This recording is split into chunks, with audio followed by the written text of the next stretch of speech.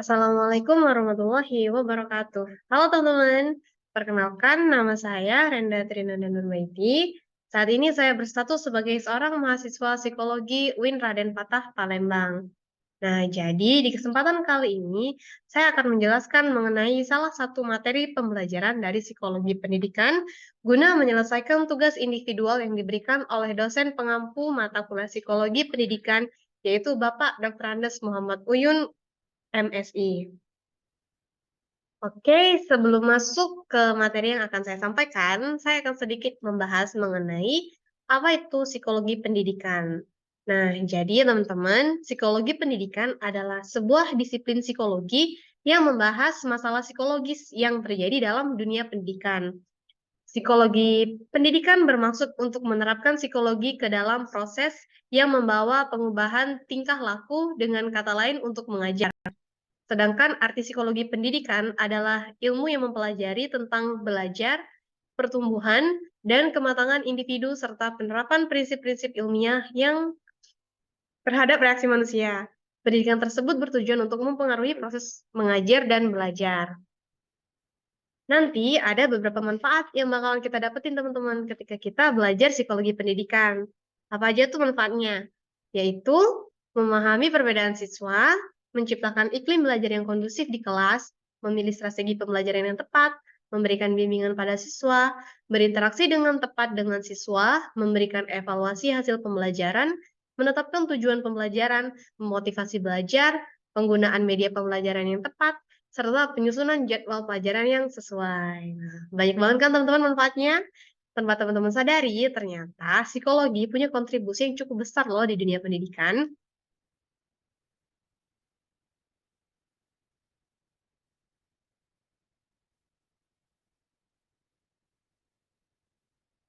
Oke, nah teman-teman agak terjeda gara-gara tadi slide-nya nggak bisa bergeser. Nah, jadi teman-teman, salah satu psikologi pendidikan adalah dasar perilaku manusia. Pendidikan berupaya mengembangkan perilaku kehidupan yang baik. Pendekatan perilaku ini melahirkan beberapa teori dari konsep dari banyak peneliti. Nah, pada kesempatan kali ini, saya akan fokus membahas mengenai teori belajar behavioristik dan teori belajar observational learning. Nah, apa aja yang bakalan saya bahas di sini, yaitu yang pertama, pengertian dari teori-teori belajar dari pendekatan perilaku dan observational learning. Kemudian prinsip dari teori-teori belajarnya, dan yang terakhir yaitu aplikasi pembelajaran dari teori-teori belajar dari pendekatan perilaku dan observational learning. Oke, langsung saja ke materi yang pertama mengenai observational learning.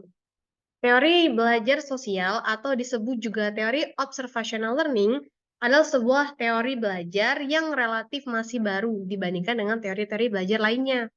Bandura mengemukakan bahwa individu belajar banyak tentang perilaku melalui peniruan, bahkan tanpa adanya penguat yang diterimanya, dan proses belajar semacam ini disebut observational learning atau pembelajaran melalui pengamatan. Davidoff juga menyebutkan bahwa modeling disebut juga observation learning, imitation, atau social learning. Jadi pembelajaran observasional merupakan komponen utama dari pembelajaran sosial Bandura. Oleh karena itu, teori belajar observasional berkaitan erat dengan teori belajar sosial. Nah, kemudian prinsip-prinsip dari observational learning yaitu ada dua. Yang pertama, hakikat manusia. Manusia bisa dipahami dengan interaksi timbal balik antara perilaku, kognitif, dan lingkungan. Manusia memiliki keahlian untuk berpikir, mengatur, dan mengarahkan dirinya, sehingga mampu mengontrol lingkungan. Tindakan dipelajari seseorang melalui interaksi dengan lingkungan, dan perkembangan dirinya tergantung pada interaksi tersebut. Kemudian yang kedua yaitu modifikasi perilaku. Saat berinteraksi, seseorang melakukan pengamatan terhadap orang lain. Belajar dengan pengamatan disebut modeling. Saat modeling terjadi, proses peniruan terhadap model, dasarnya seseorang dapat melakukan self-control, mampu mengarahkan dan mengatur dirinya. Saat melakukan pengamatan terhadap orang lain, lingkungan dan perilakunya dapat dikelola sesuai dengan kemampuannya ketika berinteraksi. Nah, kemudian selanjutnya itu teori belajar pendekatan perilaku. Ivan P. Pavlov terkenal dengan teori classical conditioning theory. teori ini memandang bahwa belajar adalah perubahan perilaku.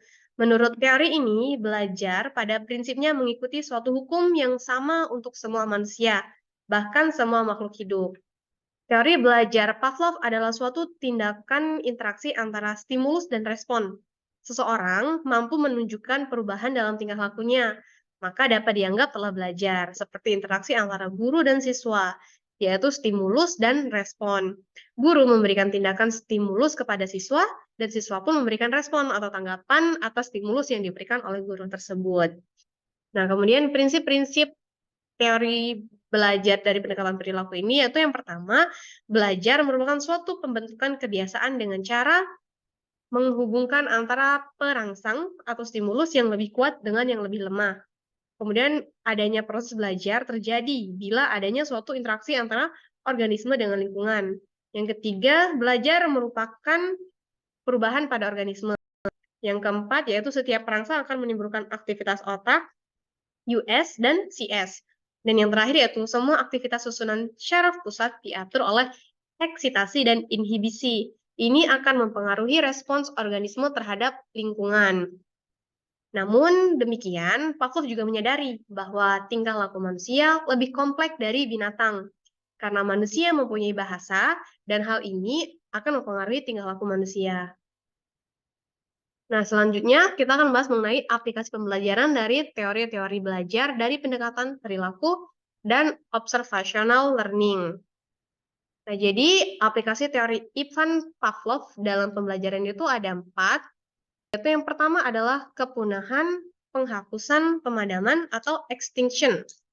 Contoh pengkondisian ini adalah pada saat seorang guru memberikan senyum yang ramah kepada para muridnya, dan apresiasi setiap muridnya berhasil mengerjakan tugas yang diberikan, hal itu membangun murid untuk bersemangat dalam kegiatan belajar.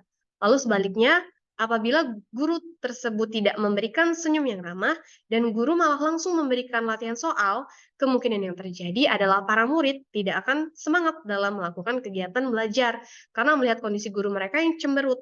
Bila kejadian ini terus berulang, maka semangat belajar pada siswa lama-kelamaan akan hilang. Kemudian yang kedua yaitu generalisasi stimulus atau stimulus generalization. Contoh adalah ketika seorang guru ketika masuk ke dalam kelas, lalu memberikan senyuman dan bersikap ramah kepada muridnya sebelum memberikan tugas kepada para muridnya, sehingga para murid semangat untuk belajar. Hal ini akan digeneralisasi sendiri oleh siswa dan dapat memberi pandangan bahwa guru tersebut baik kepada mereka. Kemudian yang ketiga yaitu pemilihan atau discrimination. Contohnya yaitu saat seorang guru memberikan apresiasi kepada siswa yang berhasil menjawab pertanyaan dengan senyuman dan menjawab, "Oke, benar." Lalu siswa lain menjawab pertanyaan selanjutnya. Lalu guru tersebut senyum lalu menjawab, "Baik." Maka siswa tersebut akan merasa bahwa jawabannya adalah salah karena jawaban atau respon yang berbeda yang diberikan dari gurunya tersebut, hingga dia tidak percaya diri untuk menjawab pertanyaan yang lainnya. Dan yang terakhir yaitu tingkat pengkondisian lebih tinggi. Contohnya adalah ketika seorang siswa sudah mendapat stimulus untuk yang telah membangkitkan minat dan motivasi belajarnya pada suatu pelajaran yang sulit, maka hal itu juga akan berakibat pada mata pelajaran lainnya juga yang dia rasa sulit, sehingga dia tidak merasa sulit untuk menyelesaikan pelajaran tersebut. Oke, kemudian selanjutnya itu aplikasi teori Bandura dalam pembelajaran. Nah, aplikasi teori Bandura dalam pembelajaran yang digunakan adalah ada 4, yaitu yang pertama perhatian, mengingat, reproduksi gerak, dan motivasi. Nah, jadi penjelasannya akan saya jadikan satu. Nah, contoh penerapan kasusnya adalah ketika seorang anak sedang memperhatikan seseorang bermain menggunakan sepeda, akan muncul keinginan anak tersebut juga mau melakukannya. Hal ini memicu anak tersebut untuk mengingat cara untuk melakukan hal tersebut. Hal ini juga menjadi stimulus agar anak itu beranggapan bahwa bermain sepeda merupakan kegiatan yang menyenangkan. Lalu tugas pertama orang tua di sini adalah memfasilitasi kemauan belajar anaknya tersebut. Lalu langkah selanjutnya adalah tahap aksi, yaitu di mana anak tersebut melakukan reproduksi gerak untuk belajar menggunakan sepeda bersama ayahnya. hingga anak tersebut berhasil mengendarai sepeda. Nah, kemudian tugas orang tua selanjutnya adalah memberi reward kepada anaknya untuk memicu motivasi dan semangat anaknya. Nah, itu tadi penjelasan yang bisa saya sampaikan, kemudian langsung saja saya bacakan kesimpulannya. Nah, di sini jadi saya menyimpulkan dari beberapa teori di atas bahwa teori belajar observational learning berkaitan erat dengan teori belajar sosial. Karena teori belajar observational learning ini merupakan hasil belajar melalui pengamatan terhadap suatu subjek yang kemudian ditiru oleh diri sendiri. Sedangkan teori belajar behavioral berpendapat bahwa belajar itu interaksi antara stimulus dan respon. Pembelajaran dikatakan berhasil apabila terjadi perubahan perilaku pada subjek. Oke, nah jadi itu tadi teman-teman materi mengenai teori belajar behaviorisme dan juga observational learning. Jadi aku harap sedikit penjelasan ini dapat membantu teman-teman lebih memahami mengenai teori-teori belajar behaviorisme dan juga observational learning. Nah, teman-teman sekalian, semoga ilmu yang saya sampaikan ini bisa bermanfaat bagi teman-teman semua. Kalau ada salah kata, saya mohon maaf, dan kepada Allah saya mohon ampun. Saya ucapkan terima kasih banyak untuk Bapak Dr. Andes Muhammad Uyun, MSI, selaku dosen pengampu mata kuliah Psikologi Pendidikan ini. Dan saya ucapkan terima kasih juga buat teman-teman yang sudah mau nonton video ini sampai habis. Oke, untuk penutupannya saya akan menyampaikan sebuah pantun. Ternak-ternak seikan teri, teri diternak dalam kolam.